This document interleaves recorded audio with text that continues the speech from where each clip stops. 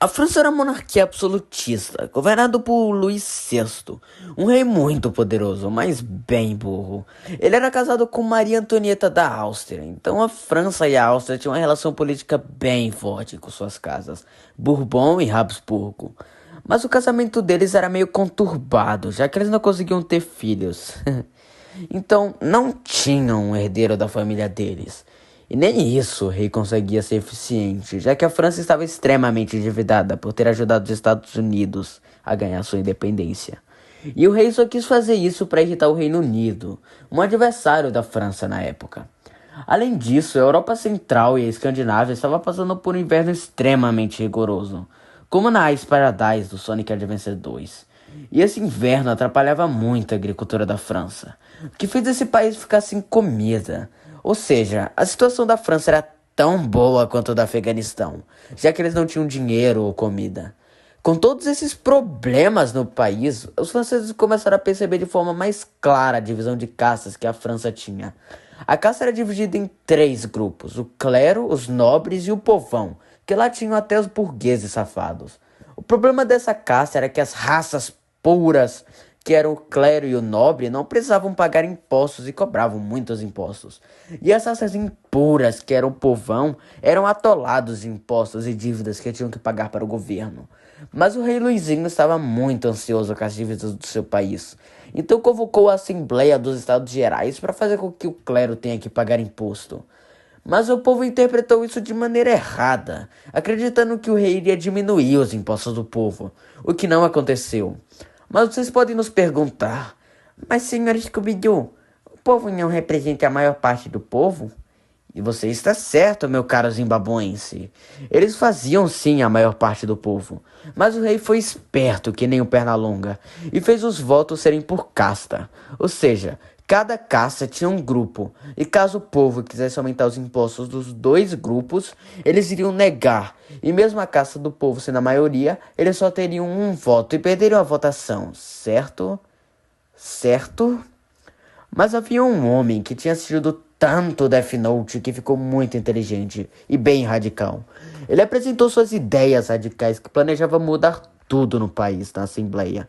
E o povo aceitou essas ideias por odiarem o governo atual. O seu nome? Não, quer dizer, Robespierre. O povo revoltado com a situação política no país começaram a se reunir em espaços secretos para debater sobre a política e criticar o governo. E autonomearam Assembleia Nacional. Mas o rei mandou fechar os lugares que eles visitavam. E para contrariar o governo, continuaram a fazer reuniões, mas em clubes e quadras de tênis. E juraram sempre colocar o povo acima de todas as decisões dos poderosos e continuar lutando pela justiça. O rei, vendo que percebeu que seu primeiro-ministro, Jacques Necker, apoiava o que o povo fazia no governo da França, deixou ele muito bravo. Então o rei demitiu o primeiro-ministro e isso enfureceu o povo, que viu a situação como um ataque aos empregos do povo e sua alimentação, que já era quase nula. Então, o povo preparou a Guarda Nacional, que era constituída por soldados e civis que roubaram armas do exército francês. Mas essas armas não tinham pólvora. Então o povo bolou um plano, que nem no novo filme do Scooby-Doo, para roubar mais pólvora do que as que os ingleses tinham usado nos índiozinhos. Então eles decidiram invadir a Bastilha, que era uma torre que servia de prisão para presos políticos. Era um símbolo nacional e tinha muita pólvora. Então os revolucionários ganhavam o triplo, e eles conseguiriam realizar o plano deles, matando todos os soldados que encontravam pela frente e destruindo o local, causando completo caos no lugar e pegando a pólvora que precisava. O povo já detinha de um grande poder no país, e para trazer o país com uma cara nova, eles mudaram a bandeira do lugar para uma versão semelhante à atual que temos na França, mas com as cores trocadas. O povo também se preocupava muito com o sistema que eles estavam, que era um sistema feudal, algo que o povo odiava.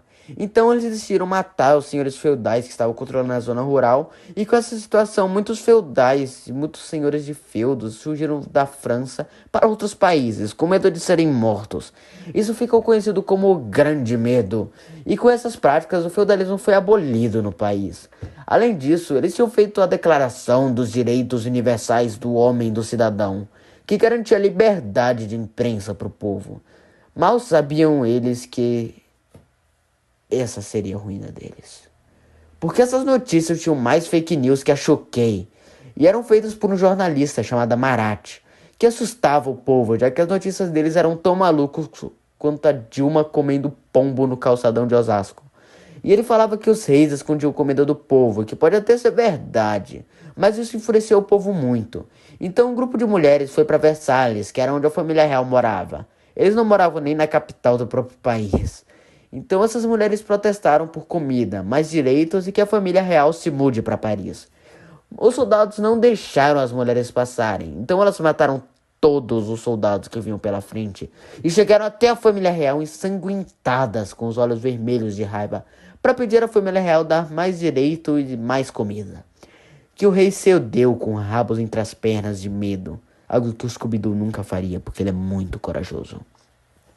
Após a França se tornar uma monarquia constitucional, a Áustria e a Prússia ameaçaram um ataque à França, para evitar que uma revolução semelhante chegue nos países deles. Então, o povo dá uma de Hitler e declara guerra à Áustria e à Prússia. E por pouco, uma primeira guerra mundial não ocorre mais cedo do que esperado. Como o povo era completamente experiente em guerra e eles não conseguiam ter nenhum tipo de aprendizado com o que eles já tinham feito, eles passavam 24 horas por dia jogando joguinho de estratégia de guerra, achavam que seriam bons generais. Eles perdiam de forma muito feia para a Áustria. Não, Vladimir, dominar a Europa no Age of History 2 no Easy não é um bom feito. A França estava perdendo a guerra pela inexperiência do povo. E então os franceses começaram a culpar o joguinho e começaram a achar que os burgueses haviam traído o povo. E dado informações francesas sobre a guerra para a Áustria e para a Prússia. E a França, governada pelos jacobinos, que era liderado pelo Robespierre, começaram a executar na guilhotina em praças públicas muitos burgueses. E depois o pessoal do povo, especialmente os girondinos. E as informações de quem deveria morrer era feita pelo Marat, que escrevia a lista das pessoas em seus jornais, que funcionava como um Death Note da vida real, e matava as pessoas no dia seguinte. Mas Charlotte de Corday, que era uma mulher francesa, decidiu matar o Marat, e depois ela foi morta por traição à França na guilhotina. Mas ela deve ter morrido feliz, pois ela matou um homem para salvar 100.000. Esse governo, que matava todos que se opunham a ele, até mesmo pessoas que pertenciam ao mesmo partido, foi chamado de governo do terror. E a cada dia mais e mais pessoas eram julgadas, porque a cada dia o Robespierre ficava mais e mais louco com seu objetivo. E já tinha criado algo chamado Diretório, que eram 5 poderosos que detinham de todo o poder do país, e faziam de tudo o que eles quisessem. Mas certo dia, Robespierre disse que tinha uma lista enorme de pessoas que iriam ser executadas. No dia seguinte, 27 de julho, mas as pessoas ficaram com medo, porque seus nomes poderiam estar escritos lá. Então as pessoas assustadas atiraram em Robespierre, ou ele mesmo se atirou, e depois levaram ele para a guilhotina. E com sua morte também veio a morte do governo de terror. Aproveitando a morte dos líderes dos jacobinos, um general muito importante nas guerras que a França estava com a Áustria e a Prússia, chamado Napoleão Bonaparte, não sei se você conhece esse cara, que deu até nome para a guerra, chamada Guerras Napoleônicas. O cara era brabo. Ele aproveitou a oportunidade da morte de Robespierre e fez um golpe de estado em 9 de novembro. Ele tomou o poder para si, fez o consulado e deu fim à Revolução Francesa, já que o rei estava fora de cena faz muito tempo. E os jacobinos tinham perdido a peça principal, que era o Robespierre. Não era o Light Yagami. Que deu a oportunidade da tomada de poder de um dos maiores líderes generais da história. Excluindo os líderes de Zimbábue, é óbvio.